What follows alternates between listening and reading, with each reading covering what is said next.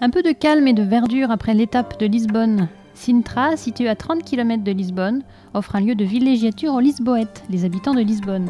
En passant par la côte, on traverse la ville d'Estoril, célèbre pour son Grand Prix de Formule 1, et pour la jet set qui y passe les beaux jours. On retrouve ici cette architecture colorée et qui semble sortie de dessins animés. Et en particulier cette sphère armilière, astrolabe sphérique, instrument de navigation autour de la Terre, utilisé par les Portugais.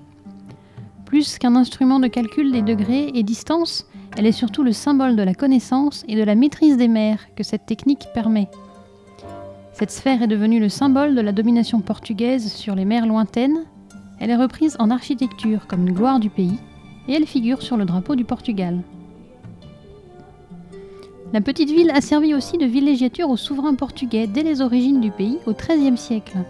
On dit même que le palais aurait été construit sur les ruines d'un ancien palais arabe datant d'avant la Reconquête. Effectivement, les fenêtres voûtées, les cours intérieures, les arabesques, les sculptures fines et aériennes laissent une impression arabisante. Sans oublier la présence de l'eau dans la cour intérieure, indispensable et rafraîchissante en été. Le palais a fait l'objet de plusieurs constructions. À chaque fois, il bénéficie des avancées techniques de l'époque. On retrouve donc ce fameux style manuélin qui reprend une accumulation de styles différents. Le fameux plafond aux cygnes.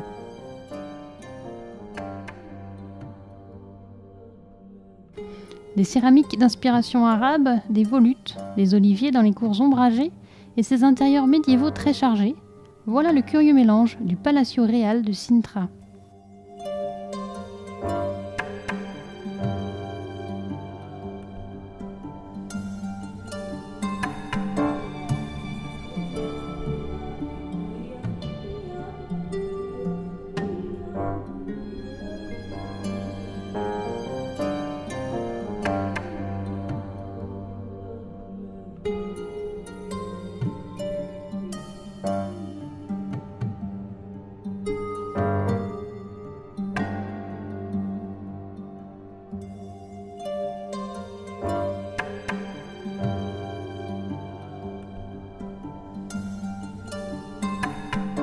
Autre signe de la présence ancienne des Arabes ici, ou du moins de leur héritage, les meubles en cuir repoussé, travail long et délicat sur une peau pour lui faire prendre les dessins d'une plaque de métal.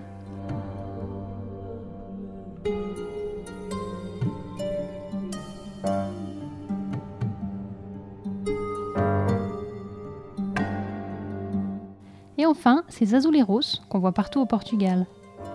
Comme les carreaux de céramique, ces techniques sont communes à la péninsule ibérique. On peut retrouver des décors semblables en Andalousie. Dans la salle des blasons, les carreaux ici peints représentent une allégorie du pouvoir du roi Manuel Ier. Un peu à la façon de La Fontaine, le roi est mis en scène dans une chasse en grand équipage, l'art d'imposer la puissance et la centralisation royale par des images bucoliques. La chapelle est digne d'un palais royal, même s'il s'agit d'une résidence de chasse.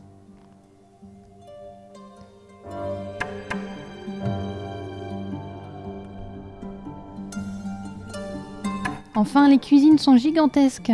Elles sont surmontées de ces fameuses cheminées blanches qui donnent cette allure caractéristique au château. Les cheminées couvrent toute la pièce et permettent d'évacuer la fumée de tous les foyers. Le carrelage blanc immaculé donne de la lumière pour préparer les banquets, les grillades et les fêtes majestueuses.